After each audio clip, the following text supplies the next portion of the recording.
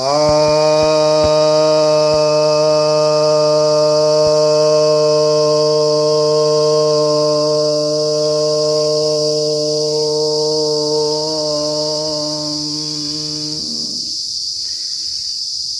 भक्तजनों को सप्रेम नमन।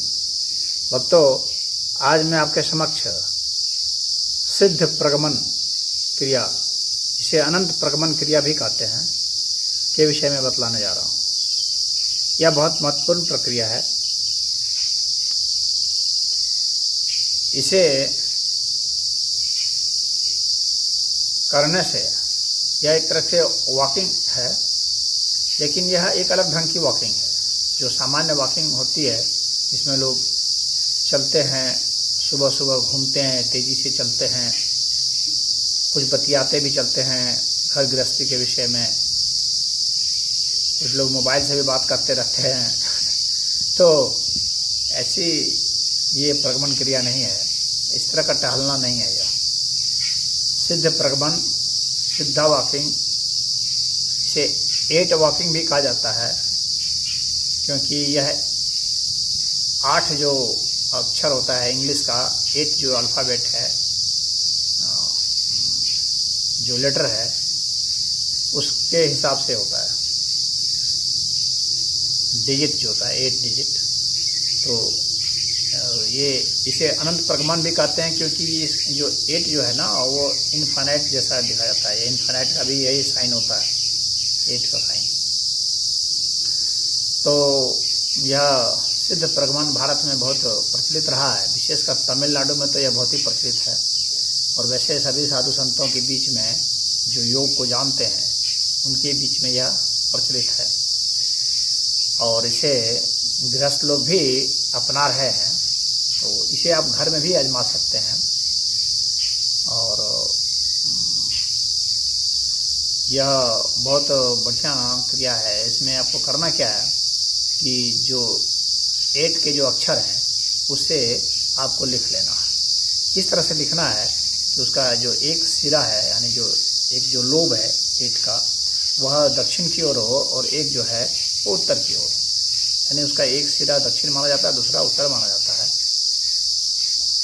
और उसके तरफ जो आ जाएगा एक बाएं हाथ की ओर, वो पूरब हो जाएगा। ये पश्चिम, यानी जो क्रॉस जो होता है, जहाँ पर 8 दिखते हैं, जहाँ क्रॉस होता है, तो वह एक जो है पूरब माना जाएगा, एक पश्चिम माना जाएगा, जहाँ वो इस तरह से मिलते हैं 8 का।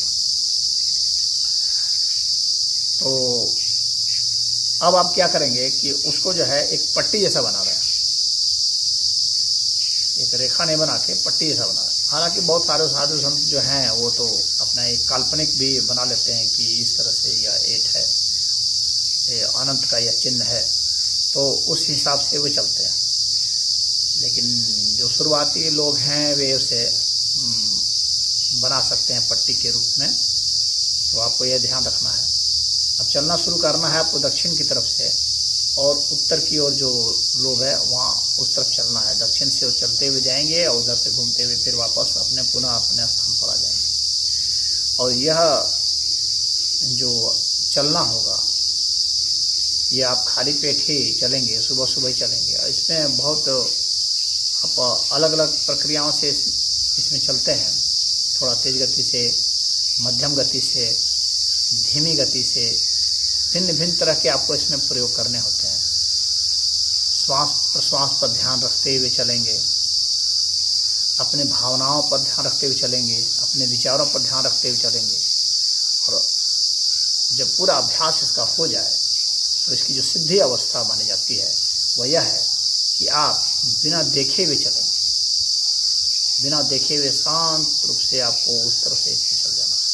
जब आप बिना देखे हुए आराम से चल लेते हैं, श्वास पर ध्यान लगाते हुए आराम से चल लेते हैं, जिसमें कि आपको किसी प्रकार के बाहरी दुनिया का बोध नहीं रहे, बस आप चलते रहते हैं, और ठीक उसी जगह पर आप चल जाते हैं, और स्वयं में आप इतने लीन हो जाते हैं, श्वास प्रश्वास में लीन हो जाते हैं। आपका अपनी विचार शून्यता आ जाती है, और भाव शून्यता हो जाती है। बिना किसी भाव के, बिना किसी विचार के बस जैसे आप हैं सहज वैसा का वैसा, और बस सिर्फ वह चलना होता है, तब वह सिद्ध प्रगमन कहलाता है। सिद्ध प्रगमन कहलाता है, तब वह अनंत प्रगमन कहलाता है, जहाँ कि आप जो है वहाँ से आप ध्यानस्थ हो जाते हैं, निर्वाण को प्राप्त होते हैं। आपको ये अचंभा कर सकता है कि भाई टालने से कोई निर्वाण कैसे हो जाएगा, लेकिन हो जाएगा। टालने की यह विधि यदि आप आजमाएंगे सही सही तो निश्चित हो जाएंगे। बस वैसे ही विधि आपको अपनानी है। तो शुरुआत में तो आप देख देख के चलेंगे, जैसे चला जाता है जोर जोर से चलेंगे तो वो एक एक्सरसाइज भी हो जाएगा। इसका फ़ायदा आपको यह होगा कि आपको घुटने में दर्द, ब्लड प्रेशर की शिकायत है वो दूर हो जाएगी, सांस की समस्या है वो दूर हो जाएगी, कमर का दर्द आता है वो दूर हो जाएगा, मोटापा जो है वो घट जाएगा, पेट में गैस वगैरह की शिकायत है वह दूर, अल्सर है वह दूर हो जाएगा, खाना पचता नहीं है, भूख नहीं लगती है, वो सब शिकायतें दूर हो जाएंगी।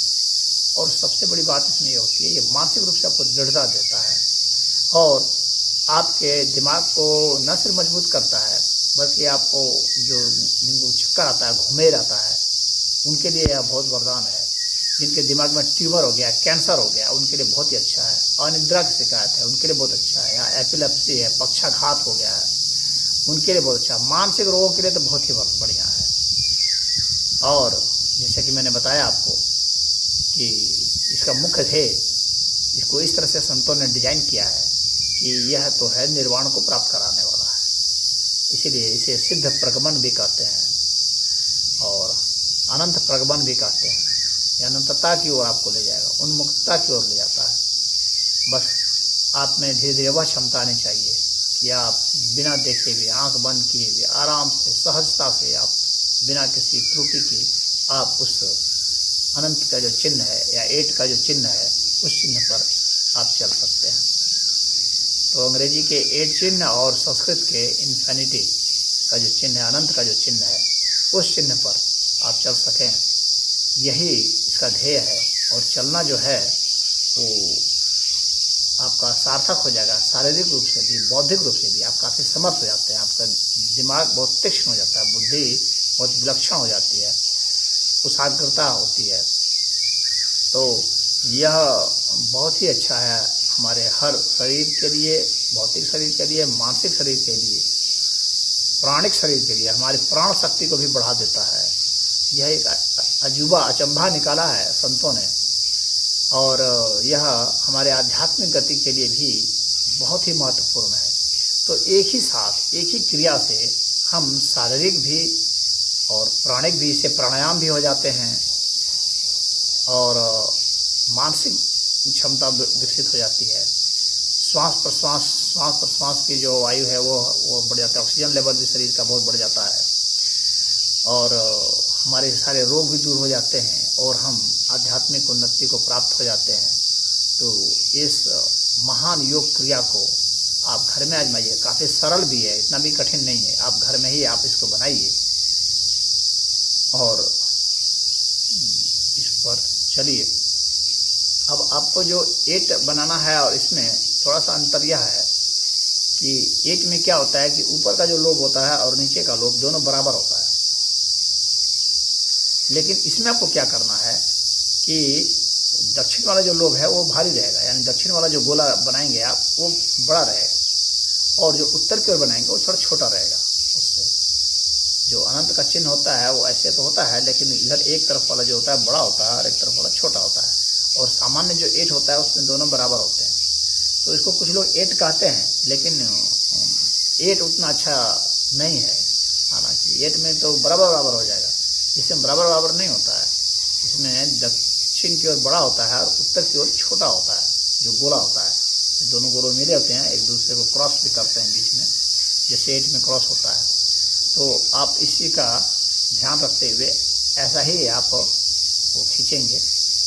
तो नक्शा में मेरी समझ में तो नक्शा आपको आ गया होगा, क्योंकि इतना जटिल नहीं है कि मैं आपको बना के दिखाऊं, लेकिन फिर भी अगर दिखाना पड़े तो मैं आपको इसको दिखा देता हूं। यह चित्र आप देख रहे हैं, मैंने आपके लिए बना दिया है।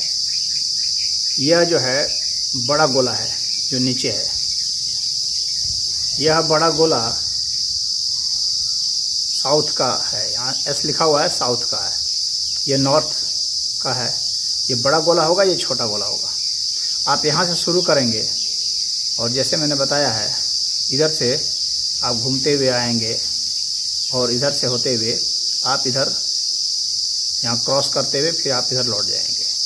यहाँ से चलेंगे आप इधर से होते हुए यहाँ लौट आएंगे। इस तरीके से आप जो है भ्रमण करेंगे। अब इसके बाद क्या होगा कि आप जो है क्लॉकवाइज चल लेंगे, फिर एंटी क्लॉकवाइज चलेंगे, यानी आप इधर से आएंगे, इधर से होते हुए इधर आएंगे। इन दो तरह की परिक्रमाओं को आप करेंगे। एक तरह की परिक्रमा से क्या होता है कि हमारा जो राइट साइड है माइंड का वो डेवलप होता है, और दूसरे तरफ से क्या होता है कि हमारा लेफ्ट साइड का माइंड जो है वह ज़्यादा विकसित होता है। इस तरीके से हमारे में इंट्यूशन की कैपेसिटी भी बढ़ जाएगी और हमारे में विश्लेषण की क्षमता भी बढ़ जाएगी। यह सर्वांगीण विकास के लिए यह माना जाता है।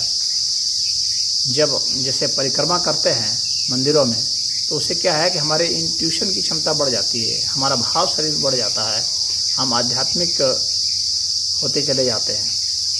और अगर विपरीत करते हैं तो क्या होता है कि हम भौतिक होते चले जाते हैं। एंटी क्लॉकवाइज जब करते हैं तो उसमें हमारी विचार क्षमता बढ़ जाती है, हमारी विश्लेषण क्षमता बढ़ जाती है। तो यह जो है इसमें दोनों तरफ से चूँकि करते हैं, तो इसीलिए ये दोनों तरफ की वृद्धि करता है, हमारे मस्तिष्क के दोनों हिस्से को वृद्धि करता है। इसीलिए यह बहुत ही महत्वपूर्ण है। तो मैं समझता हूँ कि आप जो है हमारे इस भावार्थ को समझ रहे होंगे और इसके यह जो सिद्ध प्रगमन का जो सिद्धांत है आपको समझ में आ रहा होगा। और इस अनंत प्रगमन और या सिद्ध प्रगमन, या अंग्रेजी में कुछ लोग आजकल 8 वाक भी बोल रहे हैं या कुछ लोग इन्फिनिटी वाक भी बोलते हैं। इन्फिनिटी वाला ज़्यादा सही है, क्योंकि ये ऊपर और नीचे दोनों बराबर नहीं होते हैं। इसमें दोनों जो गोला होता है वो बराबर नहीं होता है। तो यह आप करके देखें और देखेंगे कि बहुत असीम आपको लाभ महसूस होगा। जैसे इसका नाम ही है असीम प्रगमन। तो जो आप वॉकिंग करते हैं या कीजिए और शांत मन से अकेले ही कीजिए। हो हल्ला गुल्ला कईयों के साथ मिल करके धमा चौकड़ी मचाने की ज़रूरत नहीं है। अकेले करें और इसका लाभ देखेंगे और एक दिन में आपको लाभ दिखेगा।